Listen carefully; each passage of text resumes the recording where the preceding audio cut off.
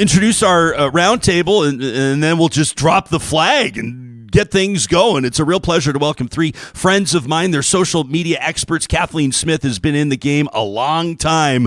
Probably most of your fans know you as Kiki Planet. That was the name of your e-zine. You were one of the first, as far as I know, in Western Canada doing independent digital publishing. And of course, you got a big, formidable following, a formidable presence online, in particular on Twitter. It's so nice to have you here in studio. Great to be here. Thanks for the invite. You got it. Beverly Teresa is a social media strategist. She's the owner of Throwdown Social Media. What a great name. She's got more than 10 years of experience, which means she's been in on a lot of these platforms since the very beginning. According to her official bio, she helps businesses not suck at social media through consulting and training. Beverly, it's nice to have you coming back. I'm excited to be here, Ryan. Really great to have you. And Carly Watson also joining us in studio. She's a social media expert. That's what she does professionally for a living. She's a great and talented photographer as well, with a deep passion for internet culture. Thanks for joining us on the show. I don't think we need to be on 15 platforms. No. Is there one that you've walked away from, or one that you've not even joined? Well, I walked away from Twitter a week ago. A week ago? Yeah, I've not tweeted in a week. I put my account on Why? protected and walked away. The Andrew Tate thing. Andrew Tate, he's like a mixed martial artist, but he's a digital personality, kind of a noted and proud misogynist. He's worth millions and millions of dollars. He was recently indicted. Wasn't he arrested in Romania on human trafficking charges? And rape. And rape. But he's got a huge following of hardcore fans. Yeah, and he's currently on house arrest. Okay. So what was the trial. Andrew Tate thing? Seeing that Musk had sent him a check for $20,000, okay, and that's directly from ad revenue. And then, of course, I mean, the three of us know how ad revenue works on social media platforms. The more eyes that see the advertising means more money, and now that money is going to someone like Andrew Tate. Here's your tweet right here, at Kiki Planet. You tweet, "I don't think I can be here in good conscience anymore." And then you link to a story from Aaron Rupert. Does an amazing job, by the way. We've built communities there.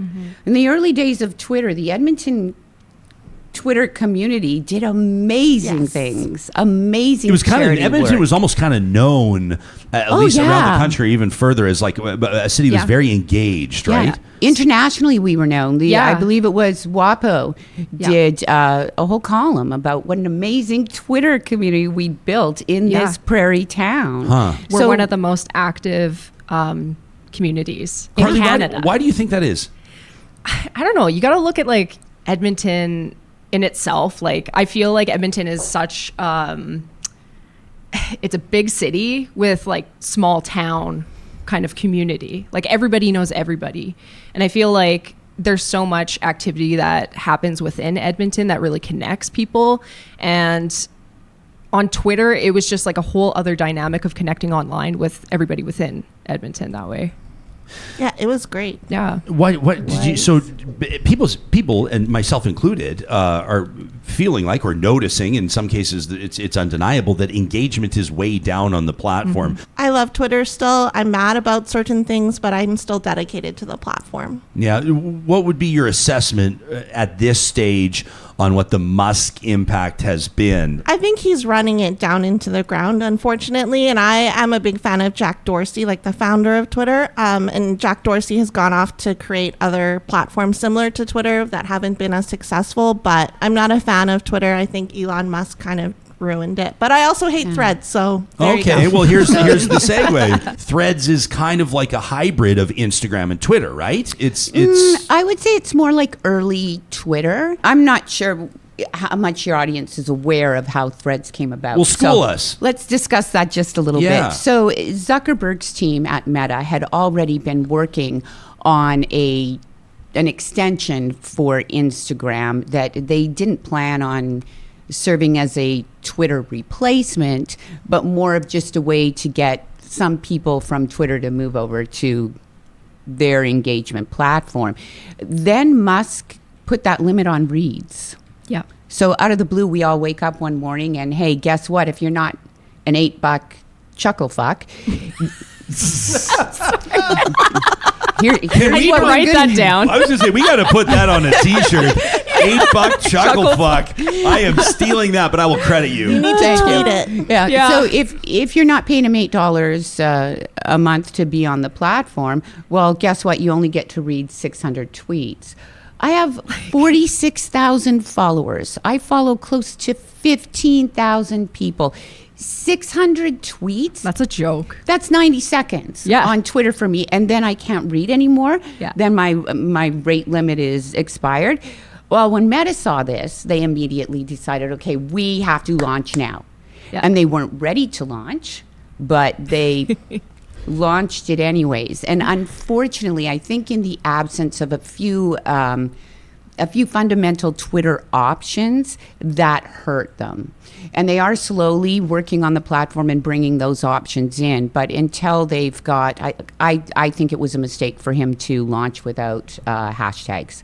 He should have at least waited till I agree. Yeah. he had hashtags, because that turned a lot of people off. They couldn't find the topics they wanted. They couldn't find the other users they wanted to engage with. One of the fascinating things about watching Threads in the first couple of days was you could see improvements happening. You've got like some of the world's best working on it. And so they would say like you could see the app evolving over the course of several hours. The thing he did that was smart was make that like a draw, make it a bonus. You get to tell us what you want next. You're in on the ground floor. Yeah, exactly. So you, in the first 5 minutes of the show, you assert, Beverly, I hate Threads. I don't like it. How come? Personally, like for personal use, I do not like it. I think that people are going to, like the Instagram users are going to confuse it for, hey, this is just going to be where I post the same stuff that I post on Instagram on Threads. It's missing so many features, as well as like you can't delete Threads.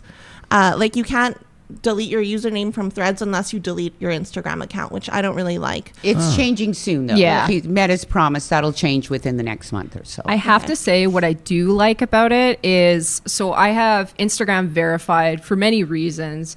Obviously I wanted to test it just based on, working with so many clients over the years. I wanted to see what it was about.